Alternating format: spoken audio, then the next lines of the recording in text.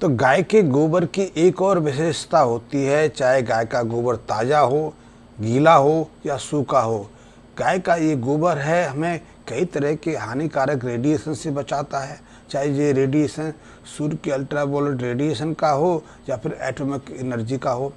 दूसरा, गाय के गोबर हमें कई तरह की जो हानिकारक तरंगें होती हैं, चाहे वो ध्वनि की तरंगें हों या किसी और चीज़ की तरंगें हों, उनसे भी सुरक्षा प्रदान करती है। और ये आज दोनों ही समस्या हमारे लिए कई तरह की पेचीदगियाँ खड़ी कर रही है, क्योंकि हम आज का रेडिएशन से भी घिरते जा रहे हैं। कई जगह से रेडिएशन निकलता है, आपने एटॉमिक रेडिएशन के बारे में तो सुना ही होगा। इसके अलावा सूर्य की जो रश्मियाँ हैं, सूर्य की जो किरणें हैं, वो भी हमें सीधे सीधे प्रभावित होती हैं। सूर्य की जो अल्ट्रावायलेट रेडिएशन है, उससे सुरक्षा का कोई भी हमारे पास उपाय नहीं है। कई तरह की सन क्रीमें हम उपयोग में लाते हैं, लेकिन वो हमारी त्वचा को प्रभावित करके उस उल्टा अपना विपरीत असर डालती हैं। लेकिन गाय के गोबर में ऐसे गुण हैं कि वो अल्ट्रावायलेट रेडिएशन से भी सुरक्षा प्रदान करता है।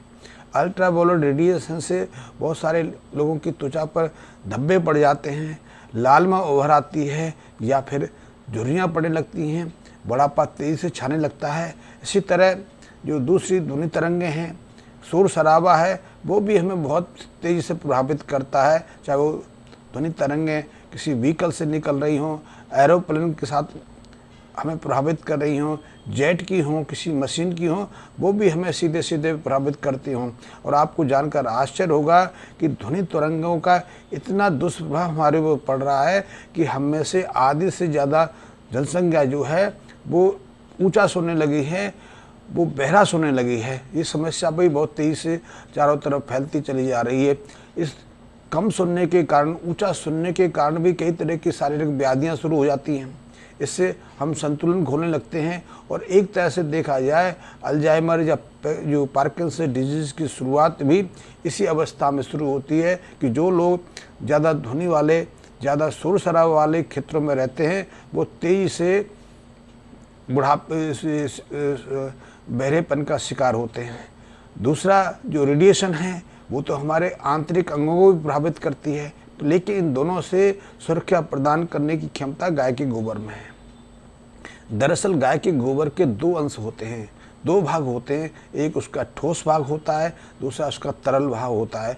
तरल भाग में तो सैकड़ों तरह के एंजाइम्स होते हैं, रसायन होते हैं, बैक्टीरियास होते हैं, कई तरह की विटामिन इसमें रहती हैं। उसमें एक B12 नामक विटामिन तो बहुत महत्वपूर्ण है।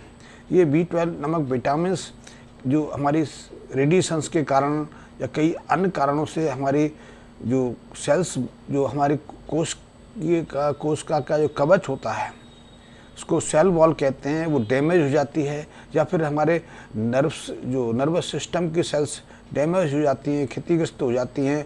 उसके कारण हमें कई तरह की व्याधियों का सामना करना पड़ता है। और जो एटॉमिक रेडिएशन है वो तो सीधे सीधे हमारे नर्व्स को प्रभावित करता है, सेल्स को प्रभावित करता है, और फिर हमें ऐसी विकृतियों में या ऐसी झंझटों में ग्रसित कर देता है जिसका हमारे पास कोई समाधान नहीं होता। सेल्स की जो वॉल है डैमेज होगी तो उसके बाद रेडिएशन का असर उसके अंदर की जो आनुवांशिक संरचना है, जैसे DNA कहें या जीन्स कहें, उस पर भी इफेक्ट डालता है। लेकिन गाय का गोबर हमें उसे सुरक्षा प्रदान करता है कि गाय के गोबर में जो विटामिन B12 है, ऐसी क्षति को बचाती भी है। और उसको जो क्षतिग्रस्त हो गई कोशिका है, कोशिका की जो त्वचा है, जो सेल, जो उसका कवर है, उसको मरम्मत भी करने का काम करती है।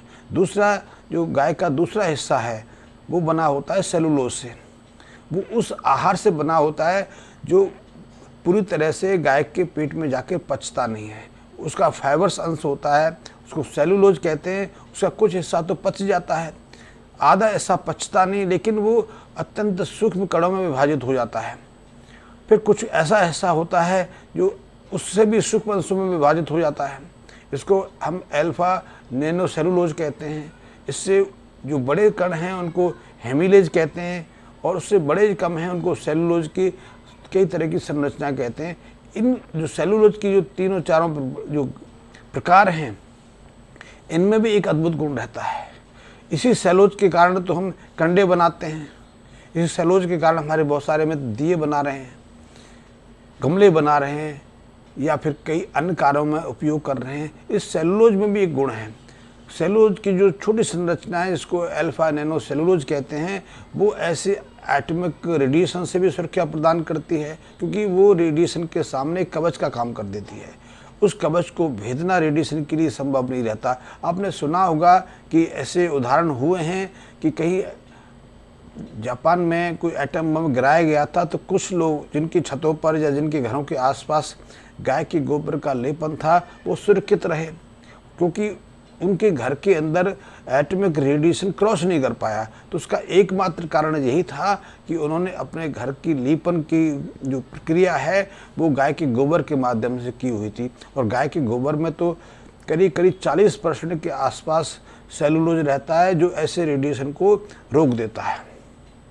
फिर जो अल्फा नैनो जो सेलुलोज है, वो सिर्फ रेडिएशन को रोकता ही नहीं है, वो किसी तरह की हानि होने से भी सुरक्षा प्रदान करता है। और ये नैनो सेलुलोज का जो कण है, वो कई तरह की जो ध्वनि तरंग हैं उनमें भी एक कवच का कार्य करता है।